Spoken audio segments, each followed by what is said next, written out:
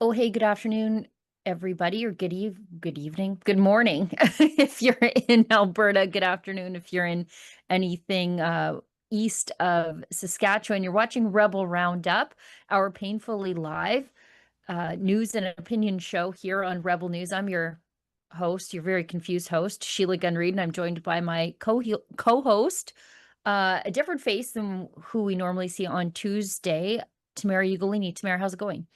Well, equally as confused as you this morning, Sheila. It feels like a very Monday, Tuesday Oh, today that we're having already. So, yeah, having a lot of computer issues. And anyway, happy to be here today to fill in for Lise and talk about this trade nonsense happening between the US and Canada. How are you doing, it, Sheila?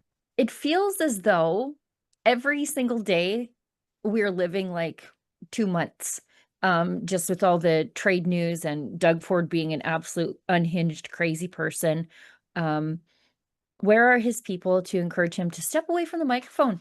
Just for 36 hours, Doug, you're not making it better, but we'll get to that in the show today. I'll tell everybody what we're doing around here as best I can, if I can kick my brain into gear. If you're watching us on Rumble, that's an excellent free speech platform. If you want to support the work that we do here at Rebel News out of the goodness of your heart and not the compulsion of the Carney government, you can leave a paid chat over there. They're called Rumble Rants. If it's over the $5 US cutoff, we're hereby reading it on air, but get your chats in early because we need to sign off 5 minutes early due to a scheduling conflict. And if you're watching us on YouTube, same rules apply. Their paid chat is called a super chat, and their paid comment, if you miss a live version of the show, is called a super thanks. And we invite you to do this because we'll never take a penny from those crazy people in the Carney government to do the work that we do around here. How could we ever call ourselves independent journalists if we did? So let's get into the news. Apparently, Mark Carney has come to the conclusion that he must deal with the leader of the free world, a nuclear power, if you will, as though I would deal with a petulant teenager.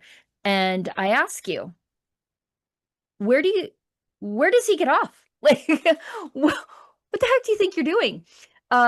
This is from CBC News. Carney says he'll resume negotiations when Trump team has the quote right attitude. What is that right attitude? I ask you. I don't know. Um, I think the right attitude, according to Mark Carney, is quit telling the media that we're lying Mhm. because you are lying, Mark Carney, about what went down in those trade negotiations. And we're finding out about it in some interesting places like the New York Times, but we'll get to that in a minute. Yeah, I think that definitely this is stuff that I say to my children, like, Mhm. correct your attitude or else basically. It's like a thinly veiled threat. But yeah, it would be nice to know what that right attitude really is or what that means if Carney would release anything to do with this trade the trade talks and where these negotiations, supposedly crumbled and faltered. We have no idea. He's been so hush hush. He's barely come out of hiding throughout all of this. It was jet setting and vacationing for the last however many weeks. And Prime Minister Carney has barely sat in the House of Commons since getting elected to be this tough guy against Trump, elbows up rhetoric nonsense. He's barely even been to work. So, Right. what's the right attitude? I would say getting back to work immediately, Mark Carney. We need some right attitude from you. Right. Right attitude involves work ethic. He won't shut up about the fact that we're at war, we've been attacked, we're at war. Okay, then why aren't you in the House of Commons right now? If you want to sign our petition demanding a recall of Parliament and a tabling of the trade negotiations that fell apart, you can sign that at recallparliament.com. Um, uh, Further to that article from CBC News, Prime Minister Mark Carney says he's prepared to send his negotiators back to the table with the Trump administration when the U.S. demonstrates it wants a true economic partnership and stops treating Canada as a subsidiary. Well, we have to start acting like a real country, and I don't think we are. And it's pretty rich to hear Mark Carney talk about people having the right attitude when we had Doug Ford on TV in multiple press conferences yesterday. I have Doug Ford fatigue, by the way, but Mhm. in multiple press conferences yesterday, offering to show the leader of the free world his butthole so he could kiss it. So I don't know what a proper attitude, according to Mark Carney, looks like, but I don't think Doug Ford is it. And I don't think we're in any position to tell the Americans to check themselves before they wreck themselves, because we've got Doug Ford, who is not involved in these trade negotiations whatsoever, I should add. He's premier. He's not on the negotiating team. What good Lord are you doing? Exactly. No one elected him as the foreign affairs minister. Great. I, I can't believe people elected him as the premier. Uh, in Yeah, fairness, he's the best of the worst. And that's really saying something about the worst of the worst over in Ontario. And just further to the lies coming out of the Carney team that are being leaked to the media, and the media just, you know, spreading them verbatim, being misinformation peddlers. One of them was that Trump was attacking not French language labeling laws in Quebec, which could easily be fixed with a QR code sticker on any American product that's coming into Quebec. Like it's not a big thing that you can't fix in this modern age. But the rhetoric coming out of the Carney camp and the mainstream media was, oh, it's a full-blown attack on Canadian bilingualism. I wish, by the way, but it's not, because that bilingualism keeps Westerners out of positions of influence, be it out of the Prime Minister's office or off the Supreme Court, senior levels of the bureaucracy. Being bilingual isn't quite necessary out here to live your life. And so we have lower levels of bilingualism, which causes discrimination against otherwise fully qualified Westerners. So if they were to attack the bilingual nature of the rest of the country, and Quebec has a right to have their own culture the way Albertans do, but so what? But that wasn't the case. Trump posted that he would never interfere with Canadians speaking French. In fact, I've never even thought of doing such a stupid thing. This lie was made up by a weak and ineffective prime minister in an attempt to gain political support, which he has totally lost from the people of Quebec. I love French Canadians, signed President Donald J. Trump, and that was posted to Trump's social media platform, Truth Social. So, and Trump is not the first member of the administration to say this. Other trade representatives have said, that's not what we were saying. We really don't care about Canadian official bilingualism. Our issue has been with certain trade barriers that bilingualism presents to American companies trying to sell into a bilingual marketplace. And again, easily fixable with QR codes, but apparently it's worth burning down the entire economy for if you're a liberal.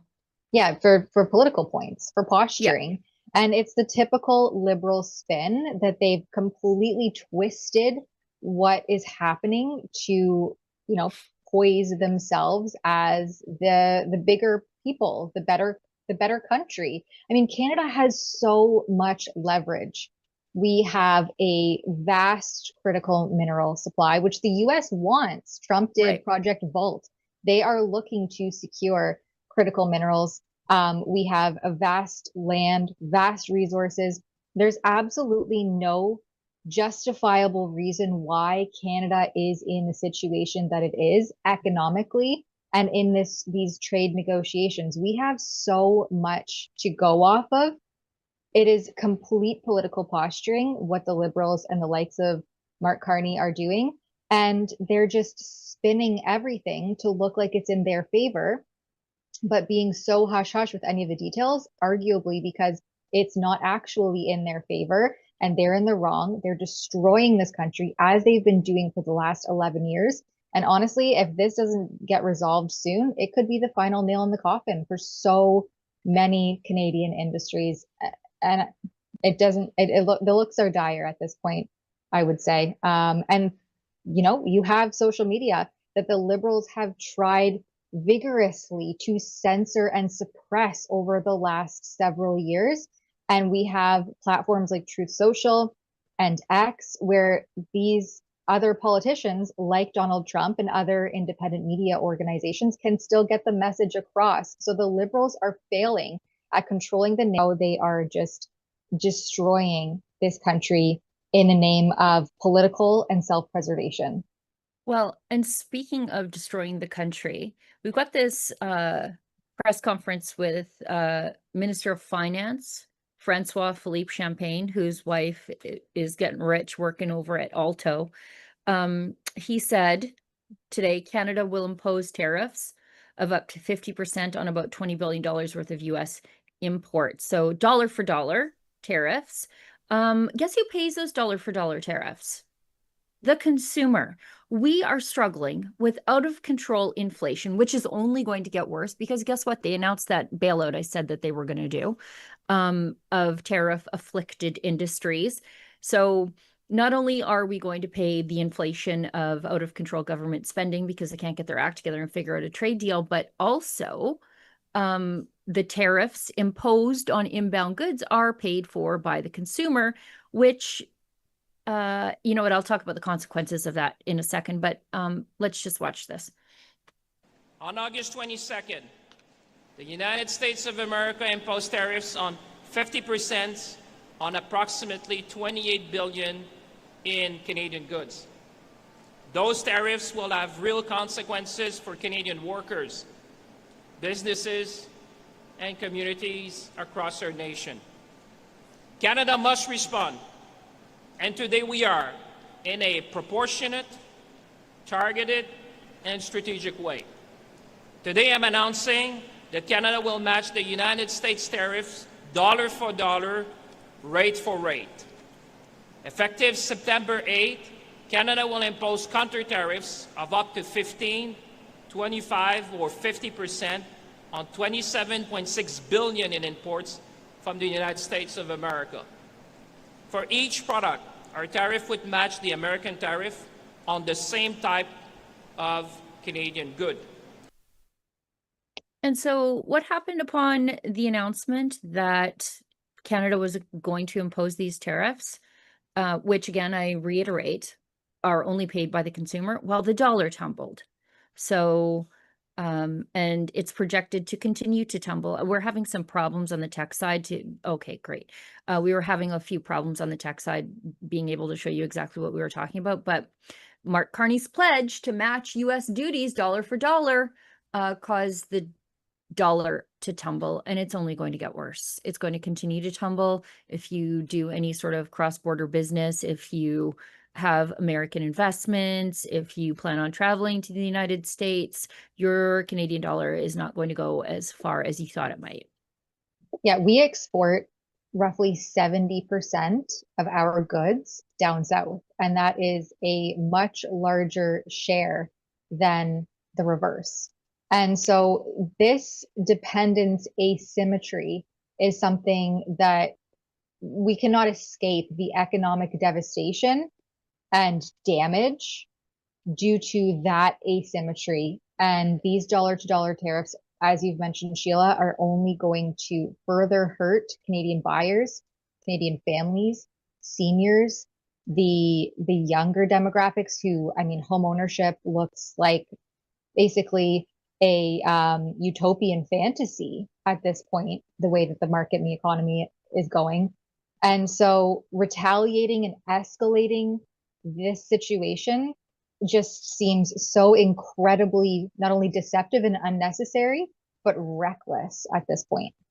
Right. And, you know, we saw Doug Ford acting like a lunatic yesterday. Like, I've never in all my live long days seen someone have a real life workplace meltdown over the course of 12 hours the way he did yesterday. Only on TV. Like, that was a Michael Scott style meltdown, what we saw yesterday. He went from saying that Trump could kiss his ass to offering to pull his pants down to show us the amount of real estate that Trump could put his lips upon.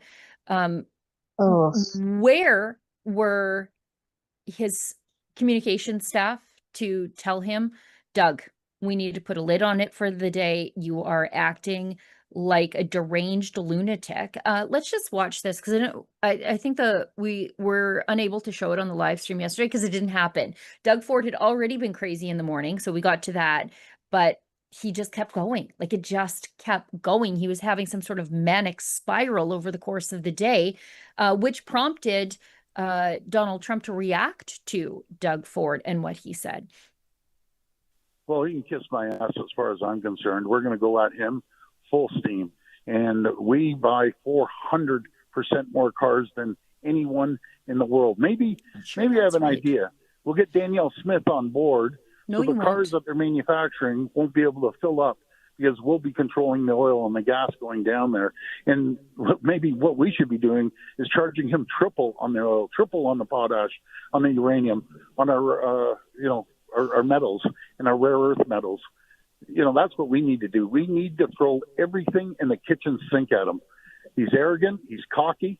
And, as Ronald Reagan said, if you come to a draw with a bully, what stops that bully from coming after you the next day and the next day?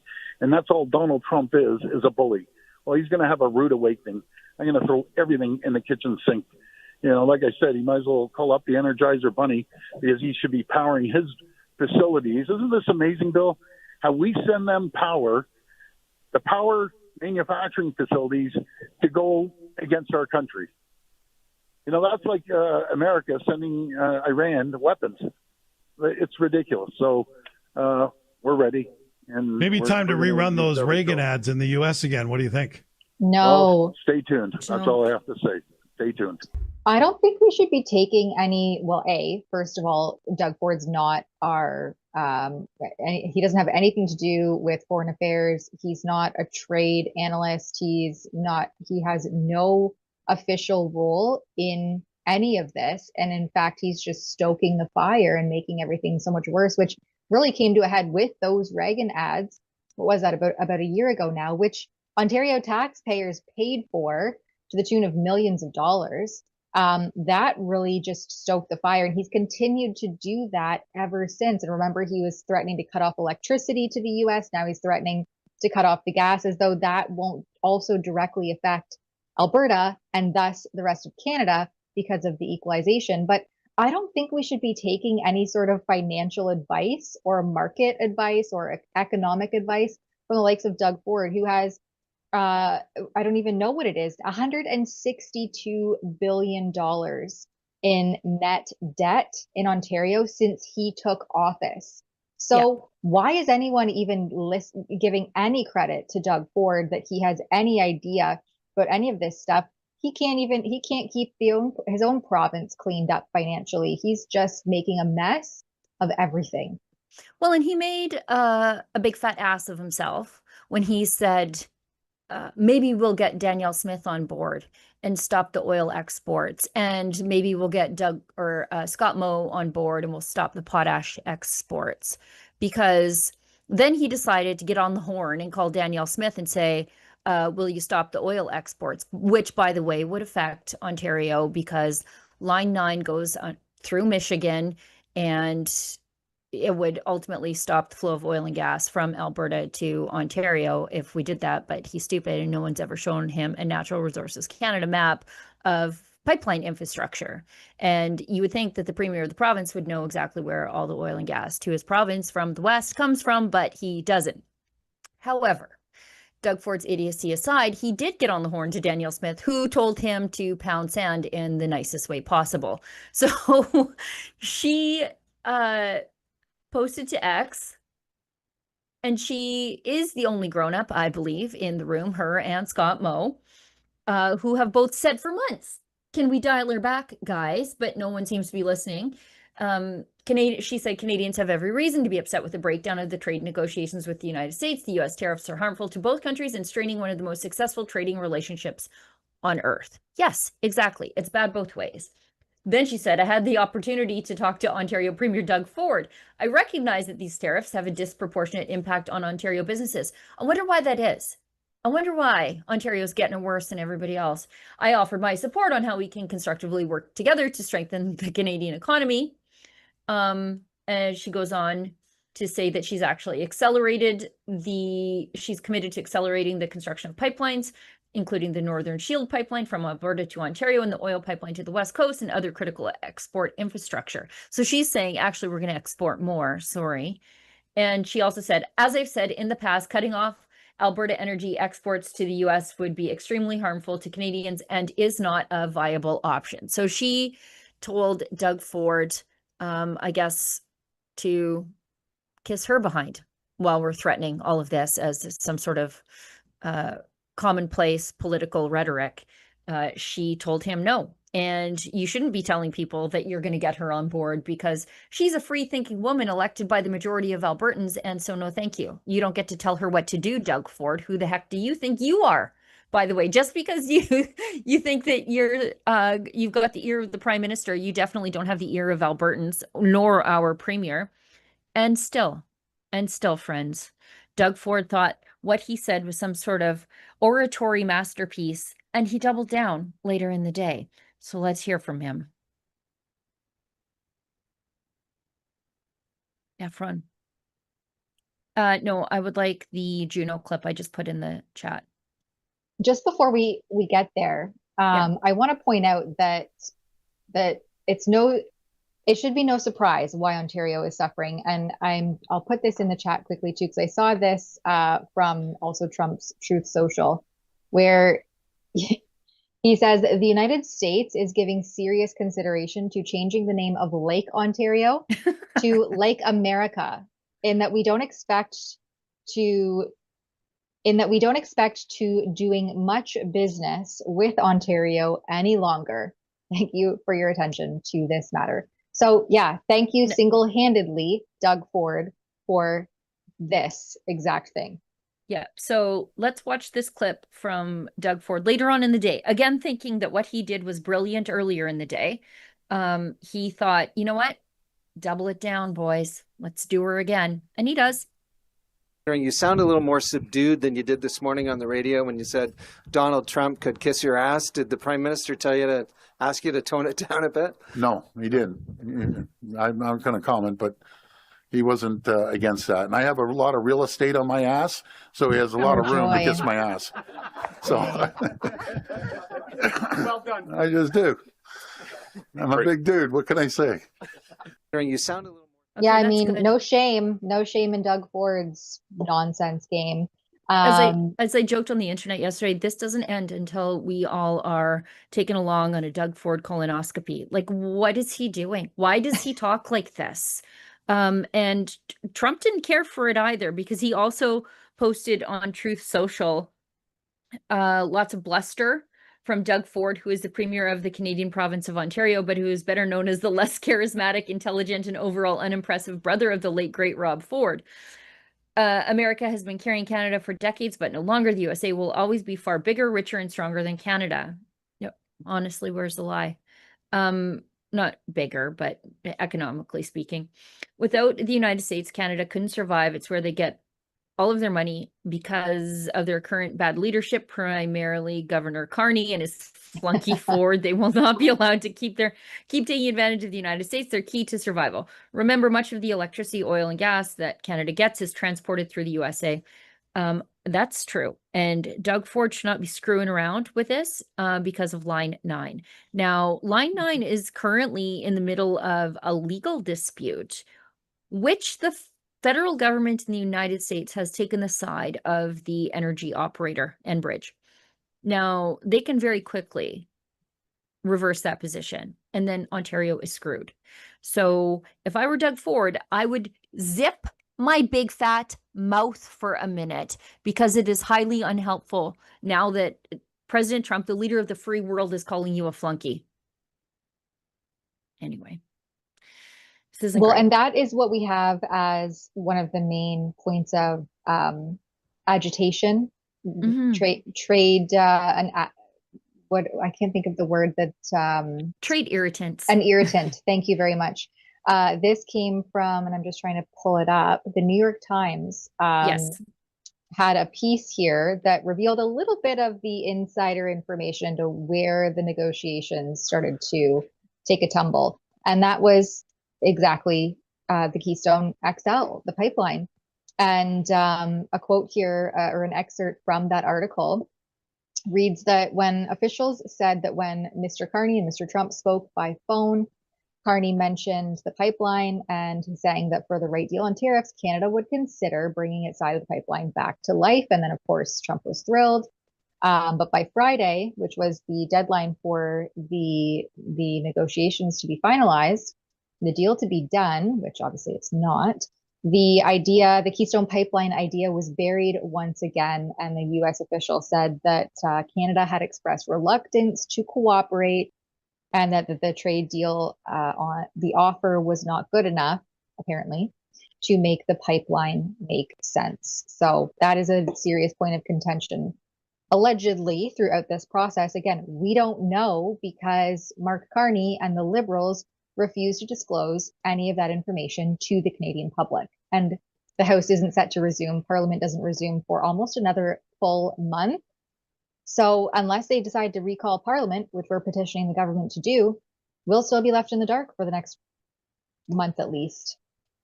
Well, and Keystone XL, it was killed by the Obama administration. The Notley government here in Alberta, the NDP government, elected by fluke through a vote split, they didn't do anything to fight for it. Justin Trudeau had no interest in fighting for it. It was something the Trump administration wanted in the first term. He actually signed it into life, and cleaned up a few other anti-pipeline protest nonsense, like the Dakota Access Pipeline protests. He brought in the National Guard to deal with that. And this is something that they want.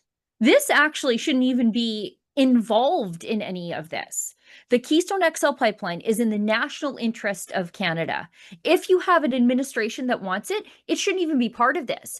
Quit using our oil and gas as leverage to help Doug Ford. This could have meant thousands of jobs for Albertans and a lot of revenue for the provincial government and a lot of money for the federal government. But instead, they played games with something that the American administration wanted. They shoehorned it into these negotiations, which it should be exclusive of. And now nobody has anything. Congratulations, Canadian negotiating team. You've done it again.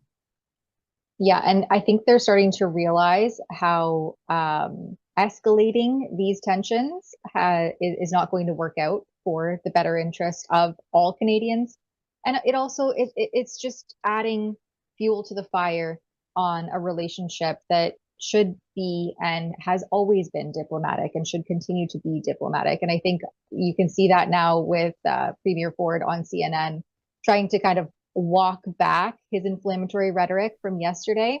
And so here's what he's saying now after, I guess, sleeping on it. Yes, right now, Premier, thank you very much for joining us. It sounds like your frustration with President Trump and his tariffs policy against Canada is escalating. Would it be wiser to take the temperature down a bit right now between these two longtime great allies? I think so, Wolf. Things got a little heated. It got a little personal yesterday between the president and myself. But I want to make a good deal for the American people, a good deal for the Canadians. And we're the two greatest countries in the world. We're each other's number one customer. And it's time to get back to the table and let's negotiate a fair deal because it's hurting the U.S., it's hurting Canada.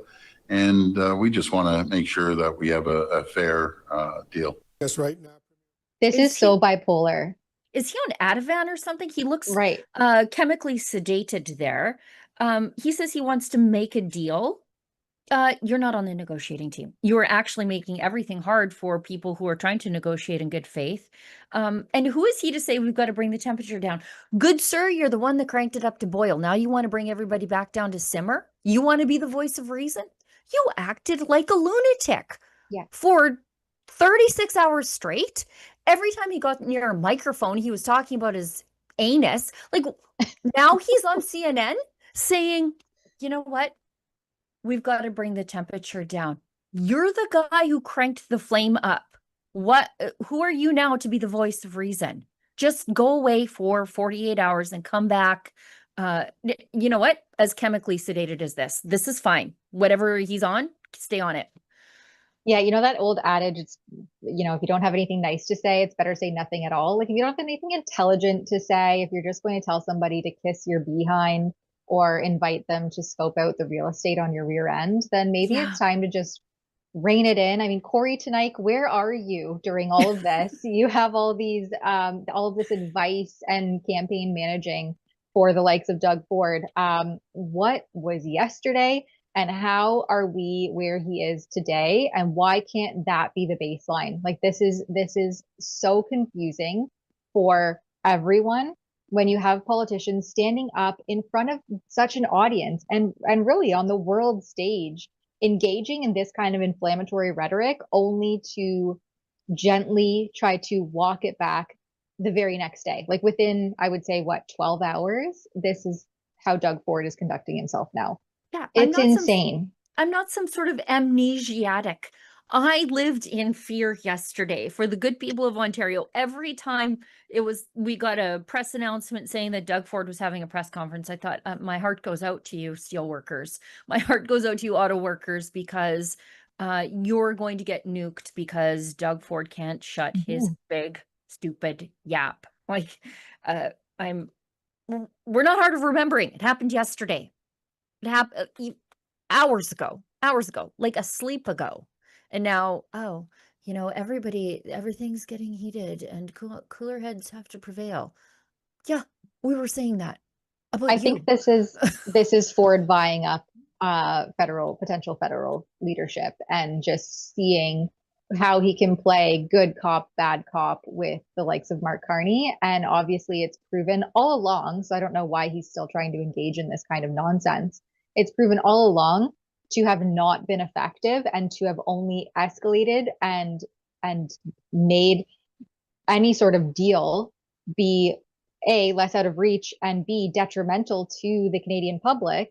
And so it's nice to see actually the leader of the opposition, who actually has somewhat of a say in all of this, Pierre Poilievre, come out and say that he did discuss the tariff escalation with the Prime Minister.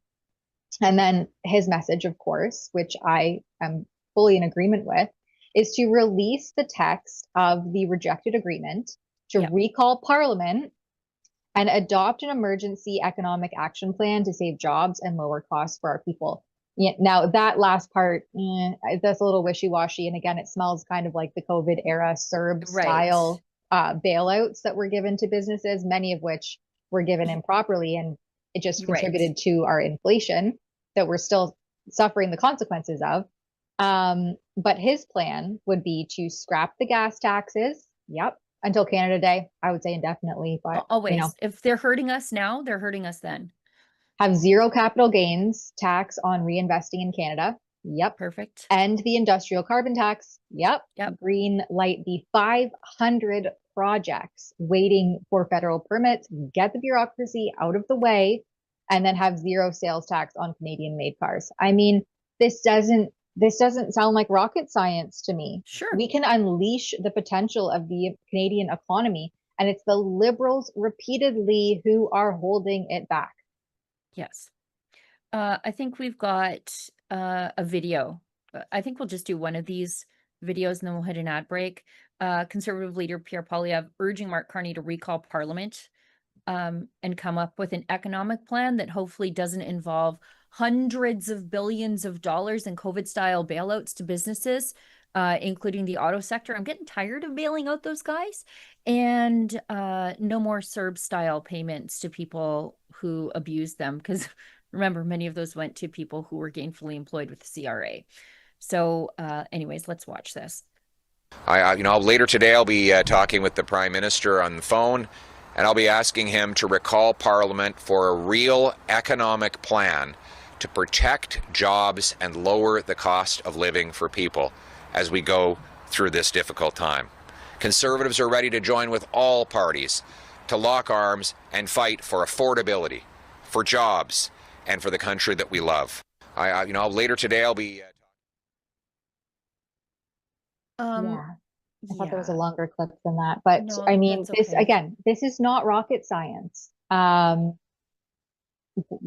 Why the Liberals aren't taking any of this advice or trying to utilize and unleash the potential that we have here, I guess it makes sense if you look at Carney cozying us up to the likes of China and his self-proclaimed new world order. Yeah, and just quickly before we hit an ad break, we've got it's funny that the leader of the opposition talked about locking arms and standing in solidarity or whatever. We've got a weird solidarity thing arising in Alberta, and I'll be real brief because I know we have to hit an ad break and we have to cut the show early today. On the independent side here in Alberta, Olivia, it's in the chat, Efron, it's in the chat. The former premier, Jason Kenney, who killed private businesses with COVID lockdowns, is joining forces with far left NDP former premier Rachel Notley, who killed businesses and the oil and gas sector in solidarity with the Liberals and commie-style climate policies. They are joining forces to co-chair the business campaign against Alberta separation. I could not find two people who damaged the business sectors more in their times in office than these two yahoos. I guess federalism makes strange bedfellows, and I can't understand the need for Kenney to align with her. Because if he is supposed to do the conservative outreach to the business community or the outreach to conservatives who are pro-independence minded to bring them back into the fold, and I should tell you, our Main Street polling data through Act for Alberta, which is now Alberta's Choice, found that 60% of conservative voters in this province are hardline separatists. So those conservative voters lived through 4 years of Rachel Notley's rotating oil patch layoffs.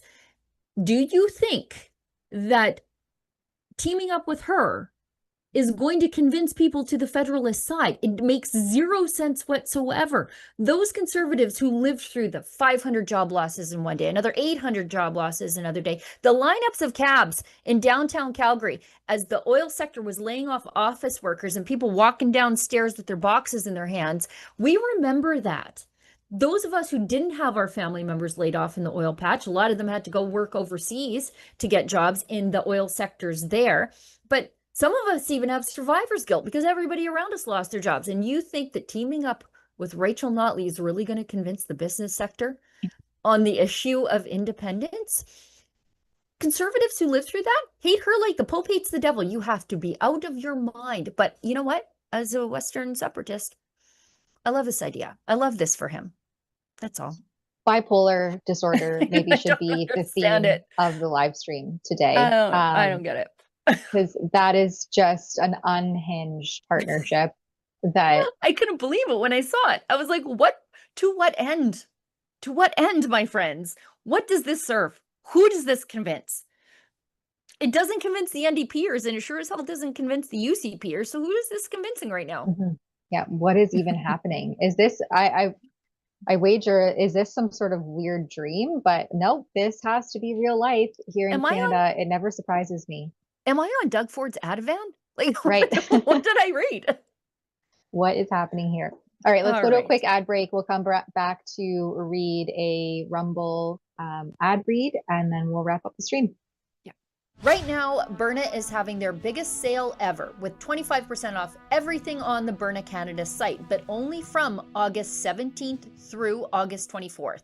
In Canada, firearms owners like me understand the importance of safe, effective self-defense options. That's why we're proud to have Byrna as a sponsor.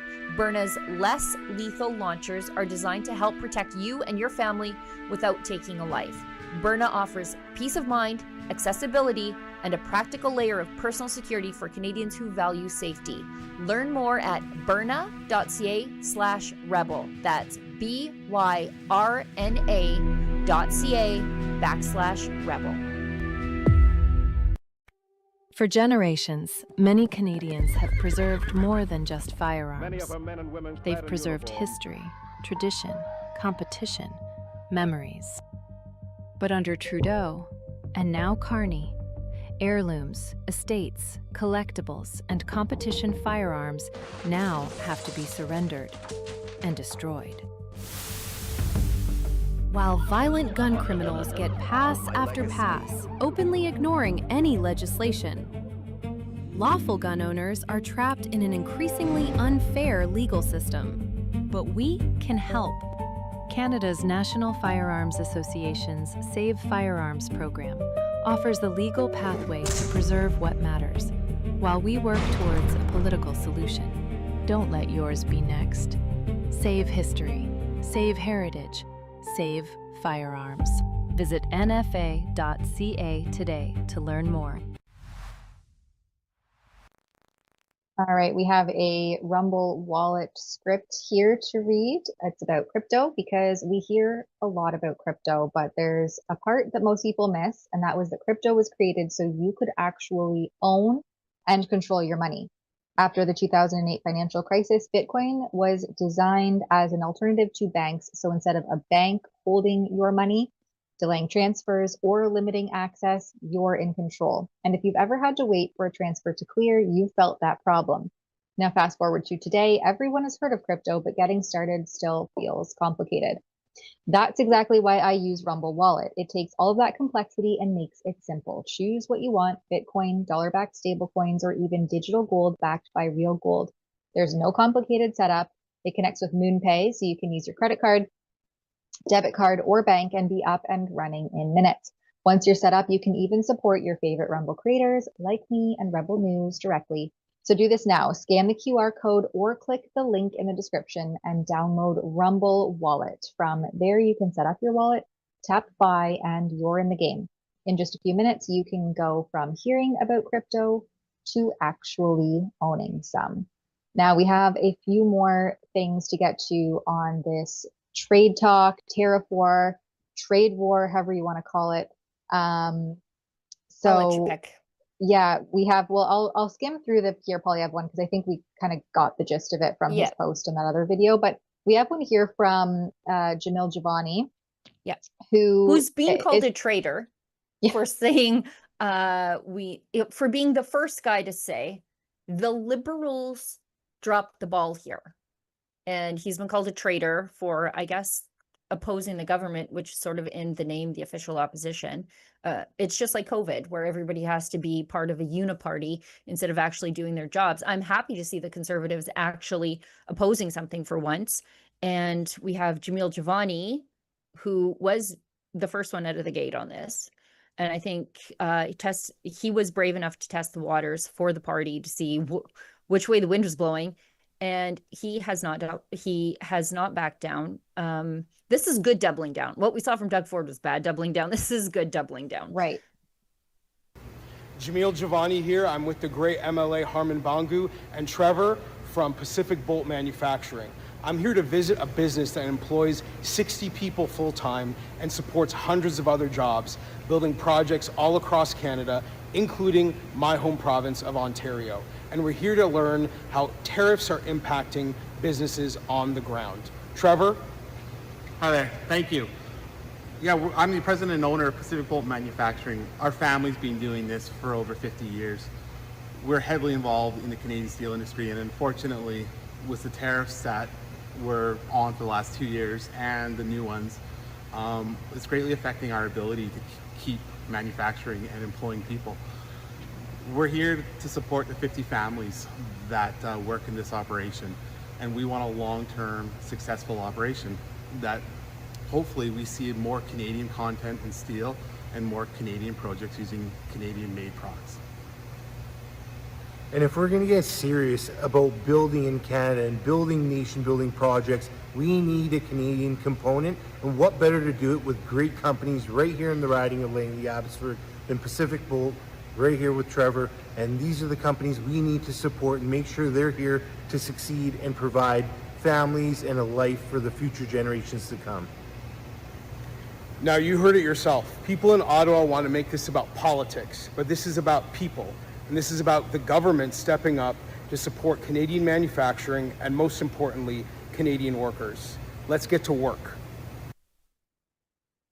Yeah, we have to remember just how many families are going to be completely devastated by this. And it's, you know, it's easy to criticize the governments, but there are real people who are going to be devastated. And again, after 11 years of economic ruin by the Liberals, this is only exacerbating an already treacherous financial situation for many people.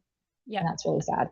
And what, of course, is the government's solutions? I alluded to it earlier, but unveiling billions of dollars in loans and benefits, read money, as part of domestic response to the US tariffs. The measures reportedly include expanded jobless benefits, read CERB there, and business loans similar to COVID era assistance. And this is going to be billions and billions of dollars. We don't have the money.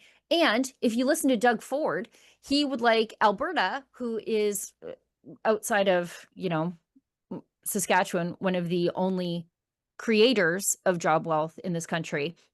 They would like us to throw our jobs into this mess. Somebody has to be working to pay for all of this stuff. And yet Doug Ford just thinks that money magically grows on trees.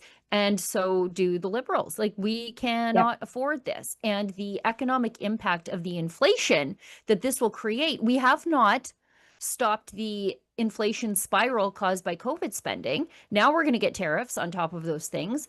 And then they're going to spend more, which creates more inflation. Like, this is not a solution. They have to fix this trade problem. Yeah, and you can it's clear by the deficits being run both on the country level and in Ontario, that these governments have no fiscal responsibility whatsoever. And here they are managing a trade war and just making it rain. Government handouts all day long. All right. I'll just quickly do this one chat, and then we'll do the cringe, and then we'll wrap the show because we have to get out of here early. And the cringe is the world was watching. Like, the Americans generally don't pay attention to us, and I kind of like it that way because we are quite embarrassing on a good day. But now they are watching us, and they are watching our politicians to see how we respond to Trump's taunts and mockery of us. Much of it well-deserved. Thank you, Doug Ford. And now they're watching, and we're being just as bad as ever. And I just want to crawl out of my skin every time a Liberal politician, and I'm including Doug Ford in that mess, gets in front of a microphone. But we've got one chat here from iGrocket, $5. Thank you, ladies. Here's some US dollars for you. Yay. Love from America, increasing in value every single day against the Canadian dollar. Yeah. Sad, but true. Thank you. Your $5 is worth more than it was yesterday to us. Appreciate that. And, you don't want to see bad things happen to the Canadian economy. I know I don't. I'm a Western separatist, but I don't wish ill will on the rest of the country. And Alberta's so largely insulated from many of these tariffs. I think it's only supposed to hit 1% of our economy. We're the least affected in the entire country. And it's just so shocking that Mark Carney and Doug Ford have not looked at Premier Moe and Danielle Smith and said, what did they do that we didn't? How did they figure it out? But no, they just keep going down this snowball's race to hell. I just feel nothing but fear for my fellow Canadians in this entire mess.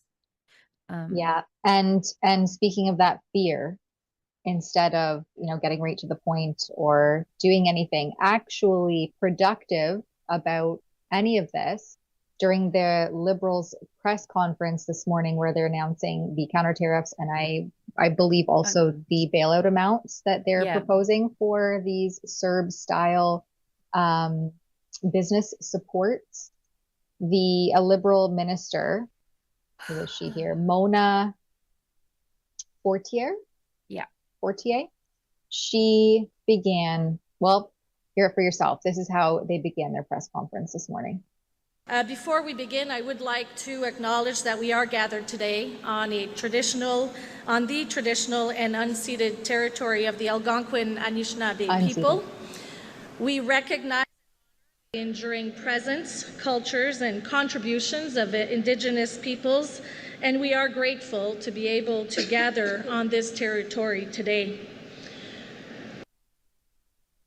Give me some of Doug Ford's Ativan and let me die. I can't. Why do we keep doing this? Like, just announce that you're going to destroy the economy. Don't do the performative social justice nonsense before. It's pretty clear that the land is in use by other people than the Anishinaabe. And that's just the way it is. Unless you plan to give it back, maybe we shouldn't be doing this. And doing this stuff, of course, leads to what is happening in British Columbia. You know, when you have politicians saying this is unceded land, and then the band say, okay, see you in court.